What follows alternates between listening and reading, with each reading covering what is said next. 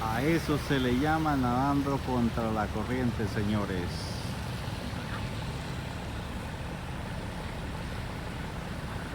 Un río inundándose en Guangdong, China, y los barcos hacia arriba contra la corriente.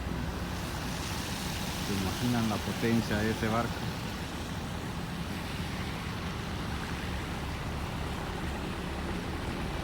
Y el otro barco aquí al lado, varado, que no puede seguir. Ese uno, parece que lleva combustible. No puede seguir, ahí está detenido. Y este otro contra la corriente, contra la corriente. Ahí se ve, contra la corriente.